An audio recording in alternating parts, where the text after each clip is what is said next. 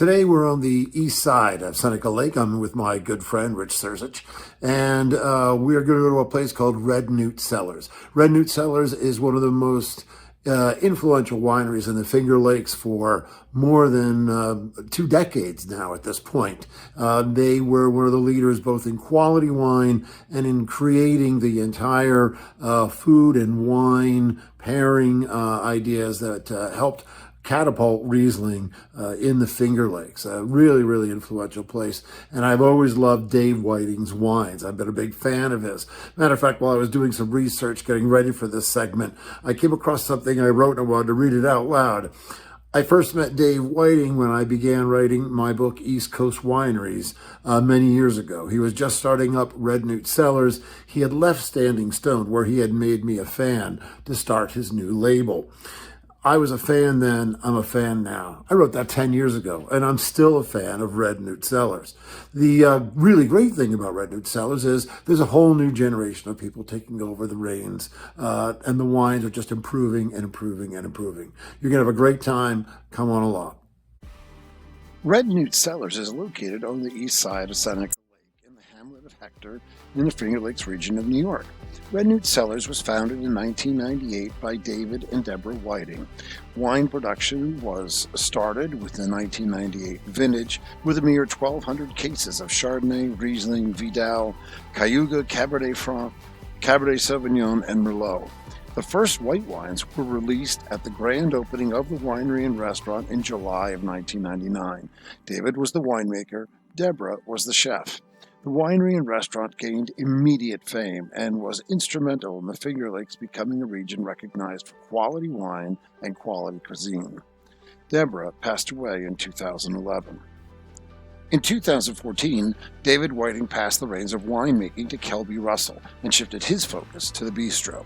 Today, Kelby oversees the production of a stable of single designated Riesling, Gewürztraminer, and Pinot Gris, as well as limited quantities of Pinot Noir, Cabernet Franc, and Merlot.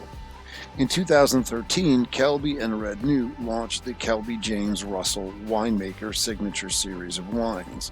The first release was the KJR Cabernet Franc Rosé, a single vineyard selection from the Nut Road Vineyard on the west side of Seneca Lake. It's important to note that Kelby is joined by NEWT's formidable and impressive assistant winemaker, Meagz Goodwin.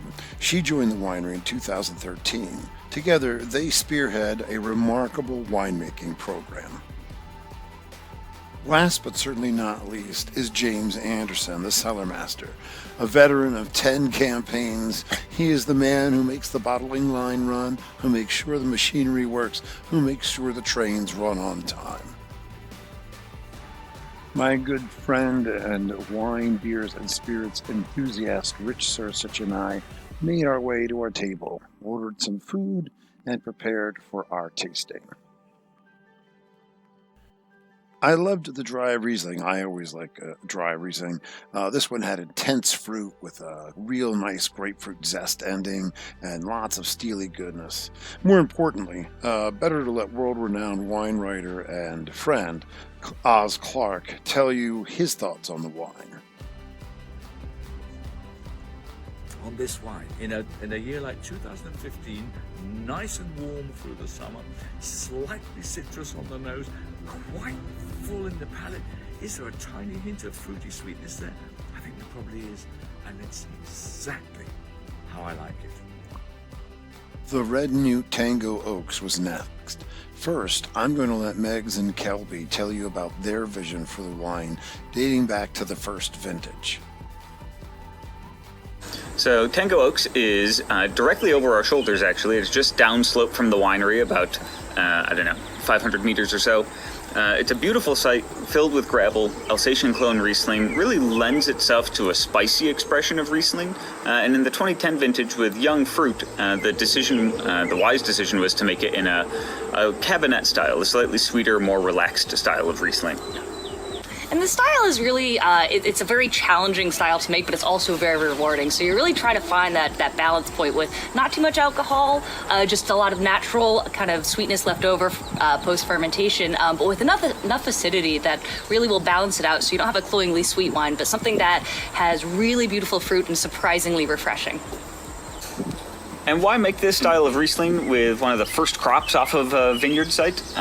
Because young vineyards, in a way, you can almost think of as Shirley Temple. They're really precocious. They have tons of energy and a lot of exuberance and a lot of great fruit that really lends itself to this sweeter, fresher style.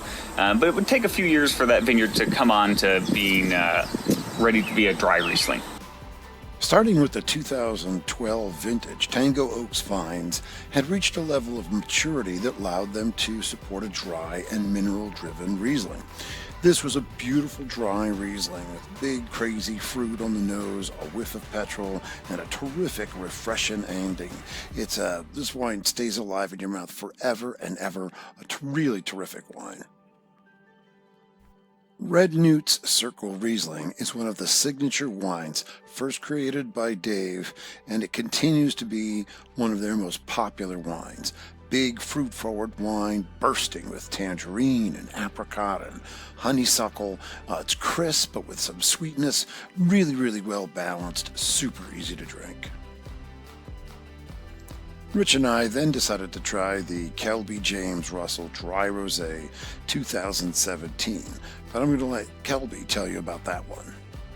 Kelby Russell here, winemaker at Red NEWT Cellars in Hector, New York, on the southeast shore of Seneca Lake. Trying the 2019 Kelby Russell Dry Rosé today. This is one of our favorite wines to make. We started making this, launched the label under my name in 2013 with a dry rosé, coming from Cabernet Franc from our friends up at Anthony Road, the Nut Road Vineyard, kind of, I guess, 20 miles up to our north and on the opposite side of the lake. Beautiful fruit, gives us this really crisp, clean style of dry rosé that we are maybe tilting at windmills a little bit. We like to age it, we like to give it some lees contact, and we actually like to see our rosés with a little bit of age before they hit the market. If you come by the winery, you can try the 17 vintage and 18 vintage, and the 19 vintage will be out shortly.